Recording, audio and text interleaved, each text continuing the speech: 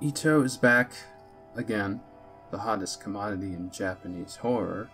He's on a roll. This isn't a very big collection, just 4 stories, fairly cheap, so that's a nice bonus. But with just 4 stories, you'd think they'd all be great. Well, let's find out. The liminal zone.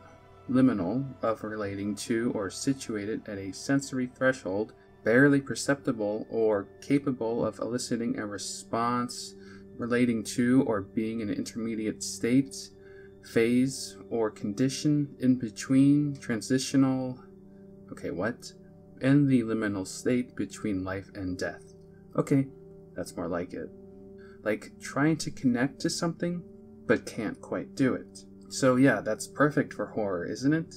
And that plays into most of this collection here. First story is Weeping Woman Way. A couple travels before their wedding day to some random remote village where they discover a weeping woman, an old custom for funerals. To have some sort of hysteric crying person, it's an odd tradition. The story begins to take an even odder turn with an infection, possession, curse, take your pick. Well, the couple try to break whatever this crying curse seems to be. At this point, having been a fan for well over a decade now, the stories, more or less, don't really resonate with me as much as his classics did, but the art, it's always wonderful. Oh, and get used to images like this, because he does it a lot. You get plenty of great gruesome moments too. Second story is Madonna, and from his own words, these stories are a collection of unused ideas of his.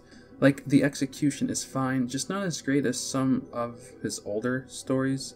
But also, I think this collection as a whole is more interesting than many of his other recent releases. Anyway, back to Madonna. Religious fanatics always love a good kooky religious nut horror story. Madonna, it's a play on the Mother Mary figure in Christianity, so basically a contradiction going on here, as the Madonna figure in the story is pretty much an evil witch. The spirit flow of Aokigahara. I really do like Ito's art, but how many times have you seen a character like this? Ito really loves to use the countryside of Japan as the main aspect in some of his stories. Like, okay, this part of Japan is pretty creepy, let's use that and just throw in a ghost or something. That's pretty much what we got here. Lovely illustrations, of course, especially the forests. But yeah, it's a haunted forest story, which I feel like he's done a few times at this point. And there's weird spirits, but I do love creepy forests, so I enjoyed it. Slumber. It's more straightforward, kind of, in theory, but it does have some strange Ito twists, of course. It seems to start out as a story about a serial killer, complete with scary stalker imagery. I love this premise, Ito just doing a serial killer story. But it turns out that the killer doesn't know why he kills and is just compelled to.